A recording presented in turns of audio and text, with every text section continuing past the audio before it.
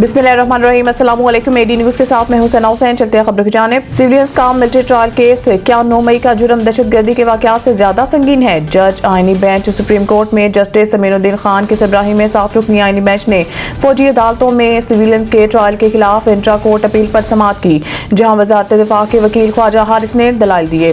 दौरान समाअत वज़ारत दिफा के वकील ने कहा है कि फौजी अदालतों का आर्टिकल 175 के तहत अदालती निज़ाम में जिक्र नहीं और फौजी अदालतें अलग कानून के तहत बनती हैं जो तस्लीम शुदा है। इस पर जस्टिस जमाल मंदखेल ने कहा है कि आर्टिकल 175 के तहत बनने वाली अदालतों के इख्तियारात वसी होते हैं, मखसूस कानून के तहत बनने वाली अदालत का दायरा इख्तियार महदूद होता है। जस्टिस मंदखेल ने रिमार्क्स दिए हैं कि 21वीं आईनी तरमीम में लिखा है कि फौजी अदालतें जंगी सूरत हाल में बनाई गई थी, शहरियों के ट्रायल के लिए आइन में तरमीम करना पड़ी थी। जस्टिस हसन अजहर ने कहा है कि 21वीं आईनी तरमीम में मेहरान और कामरा बेसिस का भी जिक्र है। GHQ पर हमला करने वालों का ट्रायल कहाँ हुआ था?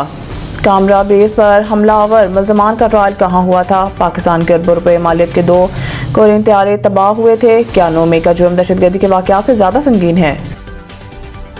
वज़ीर-ए-आज़म शहबाज शरीफ से मोहसिन नकवी की मुलाकात, अहम अमूर पर तबादला ख्याल। वज़ीर-ए-आज़म मोहम्मद शहबाज शरीफ से वफाकी वज़ीर दाखिला chairman Pakistan cricket board Syed Mohsin Raza Naqvi ने मुलाकात की, जिसमें अहम अमूर पर तबादला ख्याल किया गया।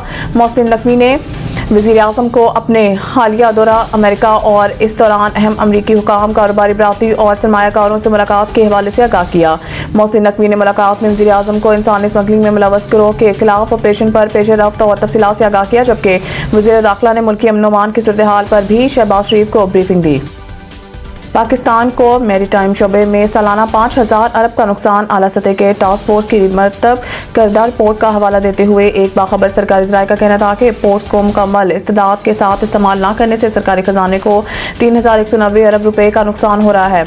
मैरीटाइम शोबे में टैक्स चोरी से 1120 अरब, जाली बिलिंग और बदनवानी की वजह से 313 अरब, ट्रांसशिपमेंट एक बंदरगाह से दूसरी बंदरगाह या फिर वस्ती एशिया या चाइना जैसे मुकामात पर सामान की मुंतकिली का अमल से मुतालिक पाबंदियों की वजह से 70 अरब, गोदामों की कमी और वैल्यू एडिशन की किल्लत से 196 अरब, जबकि अफगान ट्रांजिट ट्रेड सिस्टम के गलत इस्तेमाल से सालाना 60 अरब का नुकसान हो रहा है। ये रिपोर्ट वज़ीर-ए-आज़म को पेश की जा चुकी है। बैरून मुल्क जाकर भीख मांगना भी इंसानी स्मगलिंग में शामिल है। जुर्माने और सजा का बिल सेनेट में पेश। वज़ारत दाखिला की जानिब से इंसदाद इंसानी स्मगलिंग से मुतल्लिक तरमीमी बिल सेनेट में पेश किया गया, जिसमें मुनज़्ज़िम भीख मांगने की तारीफ बयान की गई।